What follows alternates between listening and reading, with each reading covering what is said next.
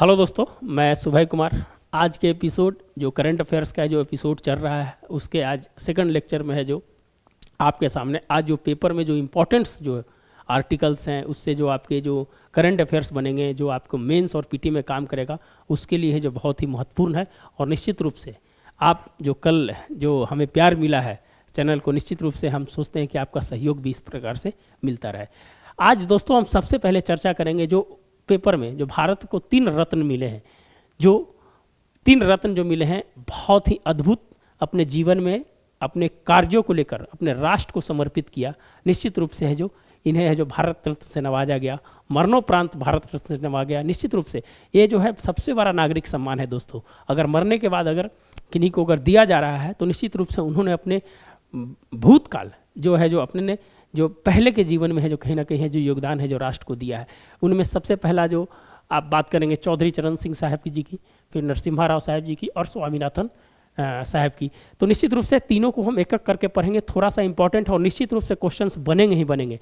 तो थोड़ा सा इसके हम हिस्ट्री पर जाएंगे, ज़्यादा नहीं, थोड़ा सा हिस्ट्री क्या कि जरूरी है। जो बिगनर्स हैं उनको है जो सीखने का है जो मौका मिलेगा। अगर हम बात करें भारत रत्न के बारे में दोस्तों तो 1954 में इसकी शुरुआत की गई थी, 2 जनवरी, याद रखिएगा, कभी कभी डेट भी दे देता है, 2 जनवरी 1954 को। अगर थोड़ा इसके इतिहास पे बात करें तो 1977 में है जो जनता पार्टी की सरकार ने है जो इसे बंद कर दिया था और 1980 में है जो फिर है जो इसे दोबारा चालू किया गया था। जब 1980 में चालू किया गया था तो मदर टेरेसा को है जो दिया गया था। इससे पहले 1979 में उनको है जो शांति का नोबेल भी है जो उनको है जो मिल चुका है। तो अगर हम बात करें दोस्तों कि इसमें अभी तक टोटल है जो 53, कितना टोटल है जो 53 व्यक्तियों को मिल गया है, जिसमें है जो सभी क्षेत्र में है जो भारत के लिए योगदान दिए गए हैं, या जो बाहर भारत के बाहर जो फॉरेनर्स हैं, जैसे आपको नेल्सन मंडेला साहब हैं, फिर है जो आपका मदर टेरेसा हैं, उनको भी है जो दिया गया है। तो अभी तक टोटल 53 व्यक्तियों को है जो भारत रत्न दिया गया है। और निश्चित रूप से एक बार में 3 व्यक्तियों को दिया जाता है, ऐसा कोई नियम नहीं है। सरकार है जो अपनी इस प्रकार की है जो व्यवस्था रखी कि मैक्सिमम 3 लोगों को दिया जाता है। लेकिन 1999 में है दोस्तों है जो 4 लोगों को है जो दिया गया था। और अभी वर्तमान में अगर हम बात करें 2024 में अगर हम बात करें दोस्तों तो है जो 5 लोगों को है जो मिल चुका है। कितना? 5 लोगों को, थोड़ा सा 5 लोगों को है जो 2024 में है जो मिल चुका है।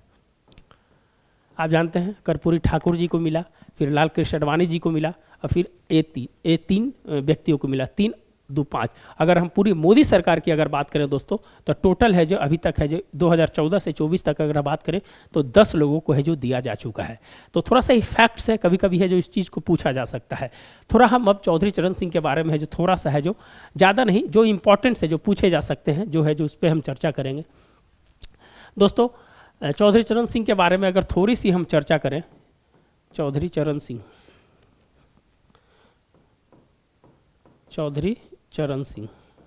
थोड़ा सा एक क्लास थोड़ा सा है जो लंबा हो सकता है, क्योंकि है जो बहुत इंपॉर्टेंट है। ये है जो 2 बार है जो इनकी है जो जन्म है जो मेरठ में हुई थी। कहाँ पर हुई थी? मेरठ के पास हुई थी इनकी जन्म। और ये जो है 2 बार है जो यूपी के है जो मुख्यमंत्री भी रहे हैं। एक बार प्रधानमंत्री का भी बनने का इनको गौरव प्राप्त हुआ, किसानों के मसीहा कहे जाते हैं। तो निश्चित रूप से चौधरी चरण सिंह अपने पूरे जीवन में किसानों के लिए है जो समर्पित रहे और कभी भी संसद नहीं गए। कहा जाता है कि कौन से ऐसे प्रधानमंत्री है जो संसद नहीं गए, तो उनका कहा जाता है चौधरी चरण सिंह। इनके कुछ इंपॉर्टेंट फैक्ट्स है जिसके बारे में हम थोड़ा सा चर्चा करेंगे दोस्तों। कि 1930 में गांधी जी के सबने अवज्ञा आंदोलन के समय में हिंडन नदी पर है जो इन्होंने है जो नमक बनाया था। ये है जो पॉइंट्स है जो पूछा जा सकता है, ध्यान रखिएगा। 2 बार है जो मुख्यमंत्री रहे हैं। ये है जो एक बार है जो इन्होंने है जो इनकी प्रधानमंत्री बनने का है जो गौरव प्राप्त हुआ है। नाबार्ड की स्थापना जो हुई है इनके समय में हुई थी। कौन सा? नाबार्ड। बहुत ही इंपॉर्टेंट चीज़ है दोस्तों। नाबार्ड की है जो स्थापना 1982 में जो हुई थी वो शिव रमन समिति के सिफारिश पर हुई थी। शिव रमन समिति, ध्यान रखिएगा, कभी कभी है जो पूछ देता है इस चीज़ को। शिव रमन समिति, शिव रमन समिति, शिव रमन समिति। तो इन्हीं के कार्यकाल में है जो नाबार्ड की स्थापना हुई थी। बहुत ही इंपॉर्टेंट है, इस चीज़ को है जो जरूर है जो ध्यान रखिएगा। इनके कुछ बुक्स हैं, जरूर है जो याद रखिएगा। इनके बुक्स जो हैं उनको याद रखना इसलिए जरूरी है कि ये है जो पूछा जाएगा, याद रखिएगा, ध्यान रखिएगा, ये है जो पूछा जाएगा। ये इनका बुक है एबोलिश ऑफ जमींदारी, याद रखिएगा क्या है? एबोलिश ऑफ जमींदारी, लीजेंड प्रोप्रिएटाइजेशंस और India property and it's solutions. ये है जो 3 किताब है जो बहुत ही जरूरी है, याद रखिएगा, लिख लीजिएगा। एवोल्यूशन ऑफ जमींदारी, लीजेंड्स प्रोप्राइटाइज और India's property and it's solutions. ये है जो 3 जरूर याद रखिएगा। तो निश्चित रूप से चौधरी चरण सिंह को जो मिला है भारत रत्न, इनके लिए है जो लोगों के प्रति है जो कहीं ना कहीं है जो एक उत्साह की भावना है। तो निश्चित रूप से है जो चौधरी चरण सिंह के बारे में है जो इतना है जो आपको है जो जरूर है जो याद रखना है। चलिए अब थोड़ा सा पीवी नरसिम्हा राव साहब के बारे में है जो थोड़ा बात करें। इनका जो जन्म है जो दोस्तों 28 जून 1921 को करीमनगर में हुआ था। कहाँ पर हुआ था? करीमनगर में। पीवी नरसिम्हा राव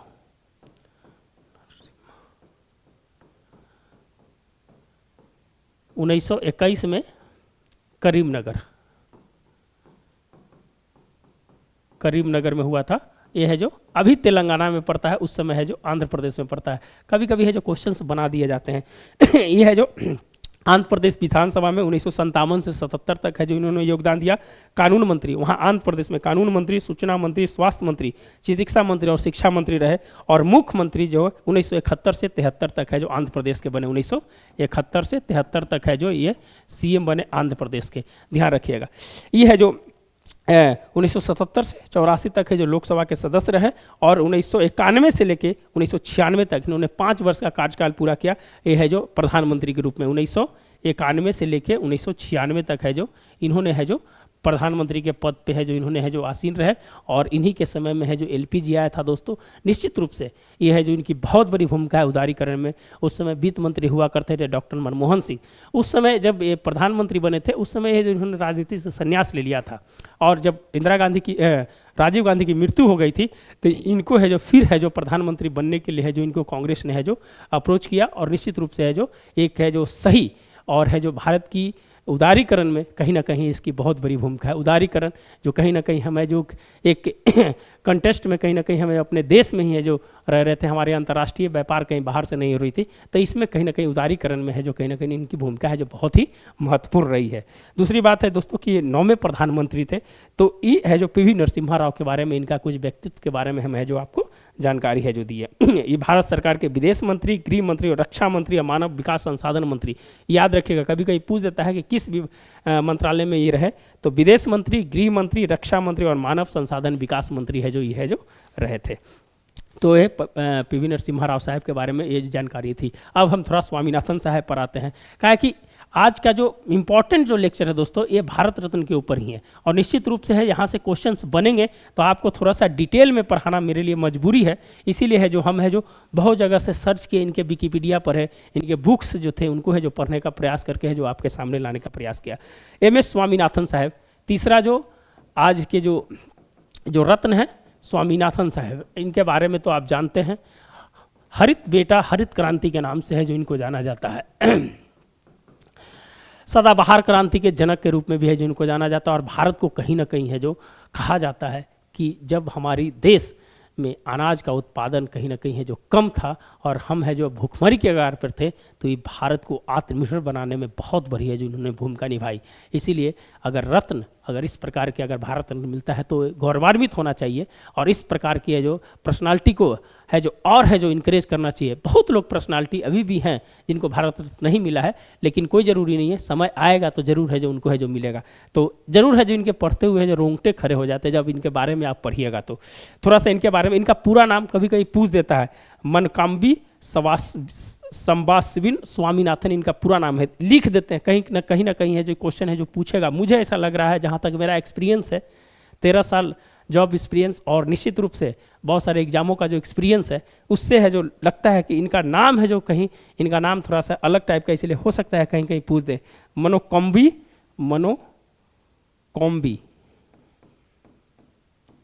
कॉम्बी सवास्विन सवा, नाम थोड़ा सा इनका अलग है, नाम इनका लिख देते हैं, थोड़ा सा आप ही याद रखिएगा। अगर थोड़ा सा भी अगर आपको क्लू भी मिल जाएगा तो आप मार दीजिएगा वहाँ पर। सवास्विन स्वामीनाथन। इनका तमिलनाडु में जन्म हुआ था दोस्तों, ध्यान रखिएगा इनका। इनका 28 फरवरी 2023 को इनकी मृत्यु हुई थी। अभी हाल फिलहाल में कहा है कि इससे है जो क्वेश्चन बनने के बहुत आसार बनते हैं। यह आनुवांशिक वैज्ञानिक इनको है जो कहा जाता है दोस्तों, और हरित क्रांति के जनक है। और 1971 में इनको सामुदायिक नेतृत्व के लिए मैग्सेस पुरस्कार सुन लीजिए कौन कौन से है।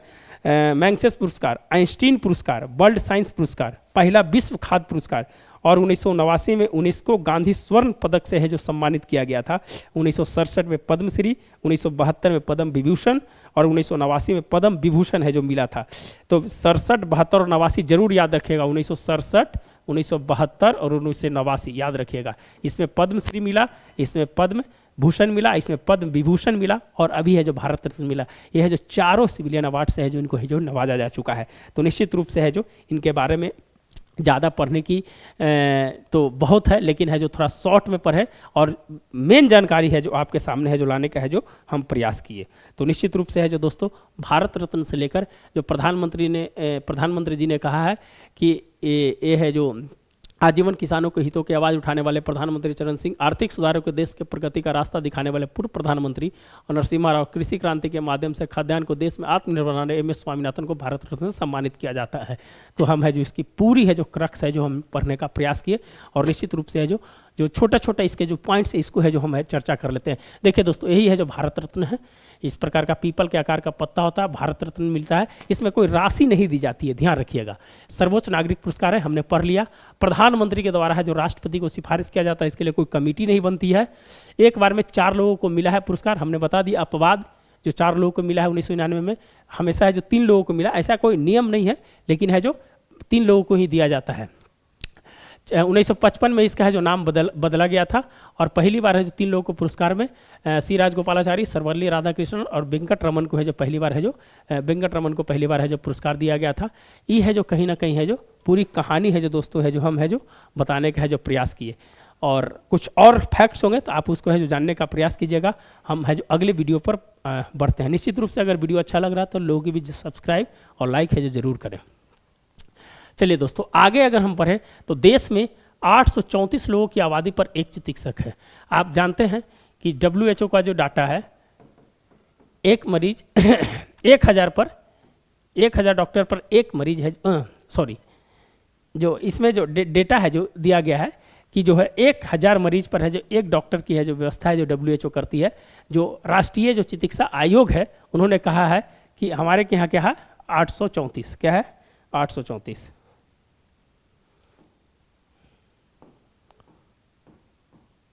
834 जो है हमारा जो मरीज है उस पे है जो एक डॉक्टर है की है जो भारत में है जो व्यवस्था है जो अभी वर्तमान में है जो इस प्रकार की है जो आज लोकसभा में जो प्रश्न पूछा गया था उस पे। तो कभी कभी है जो इस तरफ के क्वेश्चन जो पूछ देते हैं WHO का क्या है और भारत की अभी क्या स्थिति है इस पे है जो, लेकिन इसका वास्तविकता क्या है वो तो आयोग राष्ट्रीय मेडिकल आयोग ही बताएगा। लेकिन लोकसभा के प्रश्न पूछा गया था उसमें है जो इस प्रकार के है जो प्रश्न का उत्तर है जो दिया गया था। जो भारत के जो स्वास्थ्य मंत्री है मनसुख मंडाविया साहब, उन्होंने है जो इस प्रकार के है जो बात किया था। भारत में जो चीते जो आए थे दोस्तों, इसमें एक और है जो क्वेश्चन है जो इस पे जो हम चर्चा करेंगे। इस पे एक क्वेश्चन और है, जो भारत में जो चीते आए थे उसमें कहा गया है कि जो चीता की जो मौत हुई थी उसमें सेप्टिसीमिया के कारण है जो अफ्रीका से भारत लाए गए 4 चीतों की मौत हुई थी। सेप्टिसीमिया जो होता है दोस्तों रक्त संक्रमण होता है। इसमें रक्त संक्रमण के कारण है जो ऑर्गन्स है जो फेलवर हो जाते हैं। और आपने सुना होगा कि जो 17 सितंबर को प्रधानमंत्री जी का जन्मदिन पर है जो कुन्नो नेशनल पार्क, कहाँ कुन्नो नेशनल पार्क जो मध्य प्रदेश में है, उसमें है जो चीते को लाया गया था नामीबिया से और दक्षिण अफ्रीका से। टोटल है जो 20 चीते आए थे, उसमें है जो अभी 13 चीते हैं जो अभी बच रहे हैं। 7 चीते की मौत हो गई है। 11 शावक ने है जो जन्म दिया था दोस्तों, 11 शावक ने जन्म दिया था, उसमें जो 3 शावक है जो उनकी मृत्यु हो चुकी है। तो अभी टोटल है जो हमारे पास है जो 20 चीता और उसके शावक मिलाकर 20 है। इसको जो सेप्टिसीमिया जो बीमारी है दोस्तों ये संक्रमण है। क्या है कि देखिए वहाँ का जो चीता और यहाँ के जो वातावरण में कहीं ना कहीं बहुत सारा अंतर है, जिसके कारण है जो यहाँ है जो उसके एडॉप्शन में कहीं ना कहीं जो समस्या आ रही है, इसके कारण जो चीते की मौत का है जो कारण बताया गया था। लेकिन एक लोकसभा के जो प्रश्न में है जो बताया गया कि रक्त संक्रमण जो सेप्टिसीमिया होता है जिसके कारण है जो उसकी मौत हुई थी। तो अभी कुछ दिन पहले है जो जो जो कुन्नन नेशनल पार्क है उससे है जो गांधी सागर है जो पार्क में है जो गांधी सागर पार्क जो है वहीं है दोस्तों, एमपी में ही है, वहाँ है जो वहाँ शिफ्ट किया जा रहा है चीतों को। तो निश्चित रूप से है जो चीतों के हमारा चीता है जो जानते हैं कि 1952 में है जो अंतिम चीता है जो हमारे यहाँ देखा गया था, और है जो उसके बाद है जो अभी वर्तमान की सरकार ने है जो यहाँ पर जो चीज़ है जिस एक जो पर्यावरण को संतुलित करने के लिए कहीं ना कहीं है जो इसकी भी बहुत ज़रूरत है, इसलिए है जो इस प्रकार के प्रोग्राम है जो भारत सरकार के द्वारा चलाया गया, और हर साल जो है 10 चीते लाने का है जो प्रोग्राम है जो रखा गया है। देखिए ये कहाँ तक है जो सफल होती है। मुझे लगता है कि सबसे बड़ी समस्या है कि उसके जो वातावरण की जो समस्या है उसको लेकर है जो कहीं ना कहीं है जो भारत सरकार चिंतित है, और भारत सरकार ने कहा है कि हम इसके लिए जो भी प्रयास होगा हम है जो उसके करने का है जो कहीं ना कहीं है जो काम करेंगे। तो ये दो थे, ध्यान रखिएगा इस पर। आगे है दोस्तों कि दोहरे पर खरा पाकिस्तान। देखिए दोस्तों पाकिस्तान में कल चुनाव थे, आप जानते हैं 8 फरवरी को है जो पाकिस्तान में चुनाव थे।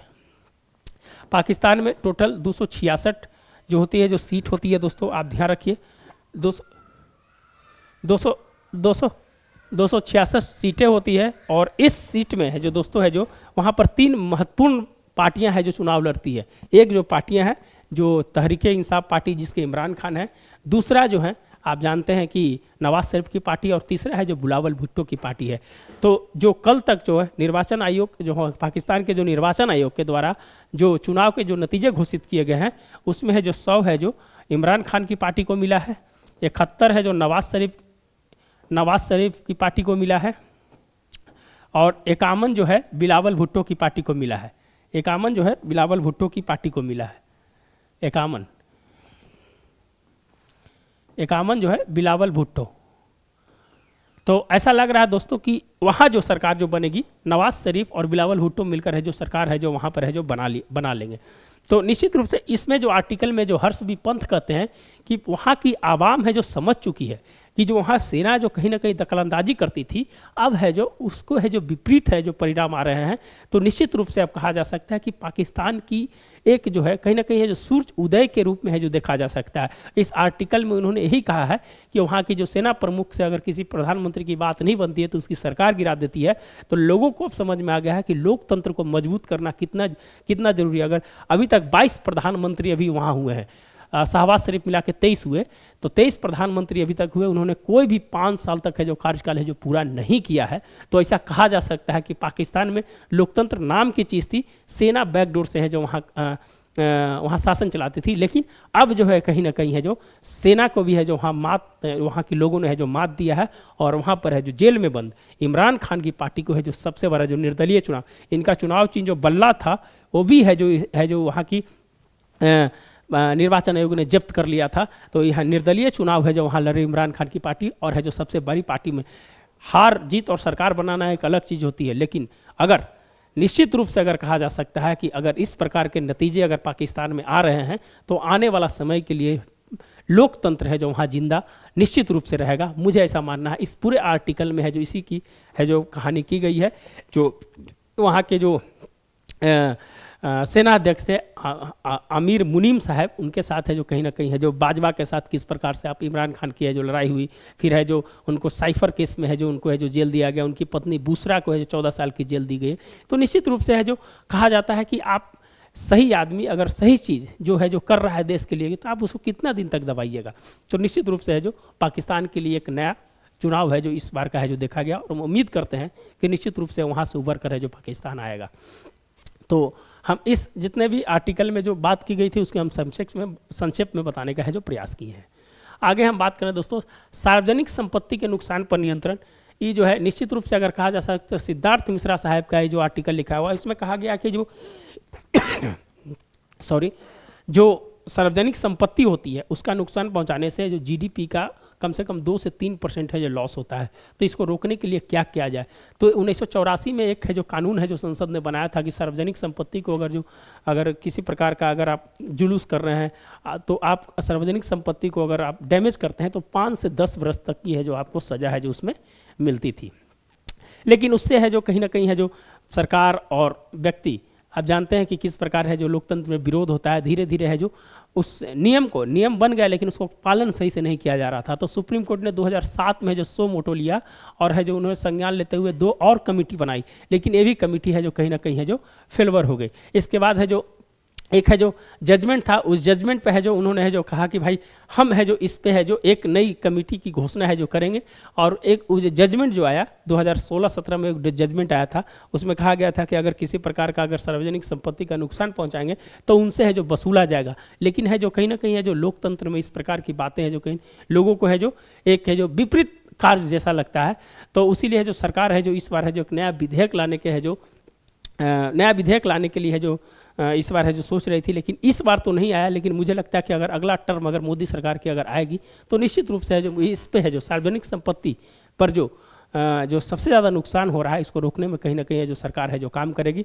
अभी कुछ दिन पहले आप देखे होंगे कि रेलवे के एग्ज़ाम्स को लेकर है जो बहुत सारे है जो तोड़ फोड़ किए गए थे, रेलवे इंजन्स में आग लगा दिया गया था। तो बहुत ज़्यादा है जो संपत्ति का नुकसान होता है। तो इसे रोकने के लिए है जो कहीं ना कहीं है जो सरकार काम कर रही है। भारत के 22वें विधि आयोग ने भी है जो इस पर सिफारिश की है और एनसीआरबी का आंकड़ा है जो दिया गया है कि कैसे है जो इस तरह के है जो मामले हैं जो धीरे धीरे बढ़ते गए हैं। एनसीआरबी बहुत ही इंपॉर्टेंट चीज़ है दोस्तों, हर एग्जाम में इसको 1986 में इसकी स्थापना हुई थी टंडन समिति के सिफारिश पर। कौन सा? टंडन समिति के सिफारिश पर इसकी एनसीआरबी की स्थापना हुई थी। हर साल आंकड़े हैं जो जारी करते हैं और सभी तरह के आंकड़े हैं जो जारी करते हैं एनसीआरबी। तो निश्चित रूप से है जो संपत्ति को नुकसान को बचाने और हमारा कर्तव्य भी है, मौलिक कर्तव्य भी में पढ़ते हैं कि है जो सार्वजनिक संपत्ति की है जो सुरक्षा भी करना है। तो निश्चित रूप से है जो आपका भी कर्तव्य है और हमारा भी कर्तव्य है और समाज का भी कर्तव्य है और सरकार का भी कर्तव्य है कि इस पर है जो काम है जो किया जाए। तो ये छोटे आर्टिकल थे, इस पर है जो हमने है जो चर्चा की। अगर हम बात करें दोस्तों आगे कि जनवरी 2025 से शुरू होगी एचपी की बाड़मेर रिफाइनरी, जो दोस्तों है जो एचपीसीएल है। एचपीसीएल की है जो रिफाइनरी है जो बाड़मेर राजस्थान में है जो लगाई जाएगी 73,000 करोड़ का। इसमें है जो नहीं दिया है, इसमें है जो डेटा नहीं दिया है, लेकिन 73,000 करोड़ के माध्यम से है जो एक रिफाइनरी लगी जाएगी। भारत में अगर टोटल रिफाइनरी की अगर बात करें दोस्तों तो टोटल रिफाइनरी है जो 23 है, जिसमें एचपीसीएल है, बीपीसीएल है, ओएनजीसी है, रिलायंस का है, बहुत सारे जो कंपनियां हैं वो है जो रिफाइनरी में काम करती है। और निश्चित रूप से अगर ये आएगा तो निश्चित रूप से रिफाइनरी तेल के क्षेत्र में है जो हमारा है जो योगदान और बढ़ेगा। रिफाइनरी हम है जो निर्यात भी करते हैं, दूसरे देशों को भी देते हैं। तो इस प्रकार से अगर इंफ्रास्ट्रक्चर डेवलप होता है तो निश्चित रूप से है जो हमारा देश में जो समस्या है उसको भी दूर किया जाएगा और है जो उस क्षेत्र में जो तेल के क्षेत्र में है जो हम एक नई मुकाम को भी हासिल कर सकते हैं। दूसरा है कि जो पेटीएम है जो दोस्तों ई कॉमर्स का नाम बदलकर है जो पाई प्लेटफॉर्म कर दिया। ध्यान रखिएगा, बहुत इंपॉर्टेंट है पाई प्लेटफॉर्म। इसकी जो पेरेंट्स कंपनी है, ये पेरेंट्स कंपनी 197 कम्युनिकेशन, ये भी है जो बहुत इंपॉर्टेंट है। कुछ दिन पहले आरबीआई ने, ये है जो आरबीआई के नॉर्म्स के अनुसार से नहीं चलने पर इनके ऊपर बैन लगा दिया गया था, लेकिन बाद में है जो कहा कि हम है जो आरबीआई ने खारिज किया कि हम पेटीएम पे नहीं लगाए हैं। ये जो पेमेंट बैंक जितने हैं कहीं ना कहीं है जो हमारे नॉर्म्स को फॉलो नहीं कर रहा है, जिसके कारण है जो हम लगाए हैं। तो निश्चित रूप से है जो पेटीएम का कारोबार है जो कहीं ना कहीं 2 दिन में लुढ़क गया था। तो इसको है जो कहीं ना कहीं है जो बैक वेंचर्स जिसको कहा जाता है, बैक डोर से है जो कहीं ना कहीं है जो इससे जो मैनेज करने की बात की गई है और अपना है जो ई कॉमर्स प्लेटफॉर्म का नाम है जो पाई प्लेटफॉर्म है जो कर दिया गया है। देखिए 2 दिन में 15% से अधिक पेटीएम के शेयर गिरे हैं। तो निश्चित रूप से दोस्तों लोगों का विश्वास है जो कहीं ना कहीं खत्म हो जाएगा। 29 फरवरी तक है जो डेडलाइन है जो दिया गया है कि आप है जो नहीं सुधारिएगा तो है जो आगे कार्रवाई है जो इस पर है जो किया जाएगा। चलिए दोस्तों आगे है छोटे छोटे आर्किटेक्चर। आइसलैंड के एक ज्वालामुखी का लावा है जो सड़कों तक पहुंचा। कभी कभी पूछ देता है जो है जो ये जो ज्वालामुखी जो फटी है कहाँ है जो फटा है, तो ये है जो आइसलैंड के है जो ग्रेहवड की एक जगह है, वहाँ है जो ज्वालामुखी फटा।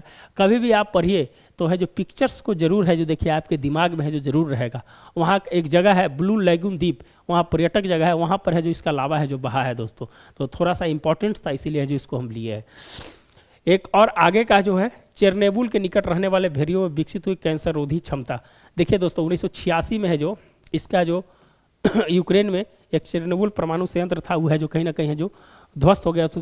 उसका जो चौथा पार्ट जो था वो है जो ध्वस्त हो गया था, जिसके कारण है जो वहाँ पर है जो रेडिएशंस बहुत ज़्यादा हो गए थे। तो एक रिसर्च में पता चला है कि वहाँ के भेड़ियों में है जो कैंसर रोधी जो है जो क्षमता है जो विकसित हो गया है। तो निश्चित रूप से है जो एक नया रिसर्च जो है जो वहाँ पर रहते हैं जो अपने आप को बूस्टअप किया और निश्चित रूप से कहा जा सकता है कि इस प्रकार से है जो शोध में जो कहीं ना कहीं है जो मदद मिलती है। मेन शोध को है जो किस प्रकार रिसर्च में कैसे है जो काम किया जा सकता है, वो है जो मानव के साथ साथ जंतु में भी है जो पता चलता है। तो निश्चित रूप से जो चेरनोबिल में जो वहाँ पर विस्फोट हुआ था, उससे है जो वहाँ पर रहने वाले जीव जंतु जो है, जैसे भेड़ियों पर पता चला कि कैंसर रोधी है जो क्षमता है जो अपने आप को है जो विकसित कर लिया है। वो टी सेल्स होते हैं, शरीर में टी सेल्स होता है जो सबसे इंपॉर्टेंट होता है इससे लड़ने के लिए, याद रखिएगा।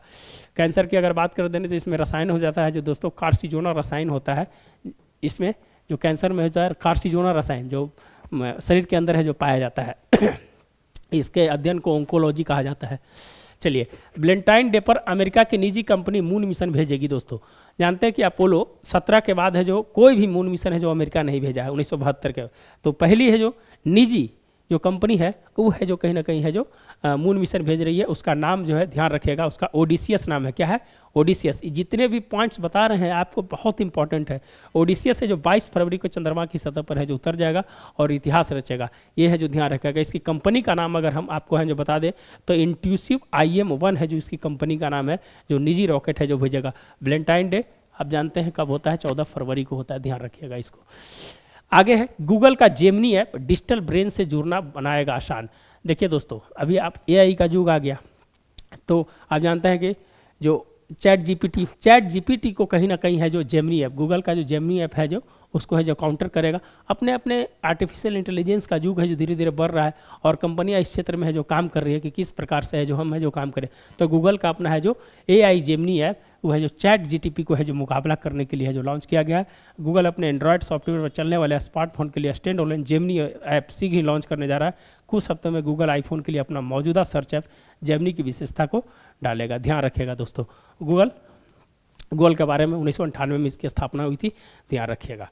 तो निश्चित रूप से दोस्तों आज का जो लेक्चर है यहीं पर समाप्त होता है और निश्चित रूप से मुझे लगता है कि आपके लिए बहुत ही महत्वपूर्ण होगा।